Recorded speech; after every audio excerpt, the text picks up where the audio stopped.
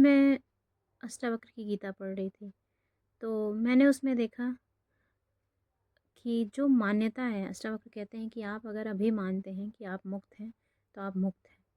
तो वो अष्टावक्र की जो ये स्ट्रॉन्ग मान्यता है कि नहीं, आप ये कि कोई आपकी इस मान्यता में 100% होना चाहिए। विदेह को उन्होंने कहा, जनक को कहा कि आप मानिए मुक्त हैं तो आप मुक्त हैं। तो जनक ने कहा, इतनी आसान है मुक्ति? उन्होंने कहा, हाँ इतनी आसान है। जनक ने कहा, हाँ मैंने अभी से माना मैं मुक्त हूँ। और जनक ने मान्यता को अपने सिद्ध किया कि जनक को बोला बताया जाता है कि शरीर रहते हुए भी उनको विदेह बोला जाता है। मतलब उनके पास पूरा साम्राज्य था, सब कुछ था, और उनको लोभ नहीं था किसी चीज़ से भी। उनको होता है कि इंसान सब कुछ संसार को एक मंच की तरह देखता है, एक कला की तरह देखता है कि मुझे यहाँ अभिनय करना है और चले जाना है। तो जनक को वो बातों भर से हो गया। जैसे हम होते हैं कि हम इस मेथड से जाएंगे, हम उस मेथड से, वैसे मुक्ति पाएंगे, योग से पाएंगे, तंत्र से पाएंगे। लोगों की मुक्ति के 100 साधन लोगों ने ईजाद किया है, तमाम धर्मों में, तमाम कल्चर में।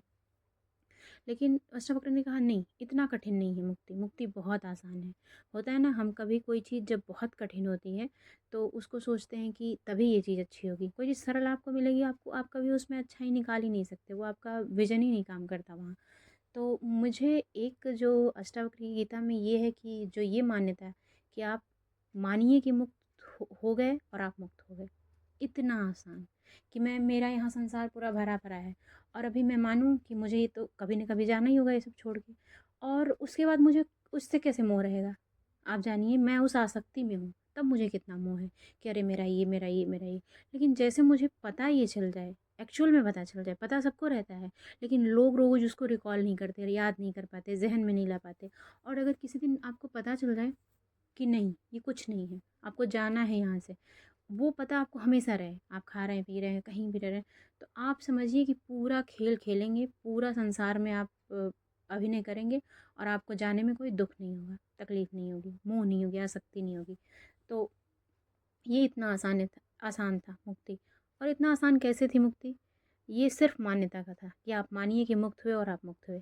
ऐसे मुझे आज रमज़ान का पहला दिन है, तो आज मुझे इस्लाम की एक जो चीज़ सबसे वो लगती है इससे सिमिलर, मैंने सिमिलरिटी पाई क्या, कि पहले तो रमज़ान की सबको मुबारकबाद, पहला दिन है आज, और आपका पूरा मंथ अच्छा जाए, इबादत का मंथ है। तो मुझे ये जो स्ट्रॉन्ग बिलीव की मैं बात कर रही थी कि इस्लाम क्या कहता है कि आप ईमान लाइए कि क्रिएटर एक है, जिसका नाम अल्लाह है। आप उन पे ईमान लाइए और आपको कुछ इफ़र्ट नहीं देखना है। आपका इतना आसान है तरीका, ईमान लाइए और इस्लाम मानिए, ईमान लाइए और अल्लाह को मानिए, आपका सब कॉन्सेप्ट ख़त्म। फिर आपको इफ़र्ट नहीं सोचना है। वैसे जनक कहते हैं, वैसे अष्टावक्र की गीता में है कि आप मानिए कि आप मुक्त हुए और आप मुक्त हुए। दोनों की जो मान्यताएँ हैं, उसमें जो स्ट्रॉन्ग बिलीव जिसको कहते हैं, स्ट्रॉन्ग बिलीव, मुझे उन दोनों में बिलीव की बहुत सिमिलरिटी लगी कि मान्यता उसमें भी है, मान्यता इसमें भी है। और मान्यता इतनी मजबूत हो तो चीज़ें आसान हो जाती हैं। तो ऊपर वाले को मानना भी आसान हो जाता है और मुक्ति भी इतनी आसान है। ज़रूरी नहीं कि हम योग क्रिया से जाएँ तो इस क्रिया से जाएँ, उस क्रिया से जाएँ, इतना आसान था। तो ये मुझे सिमिलरिटी लगी, यही मैं बताना चाह रही थी। Thank you.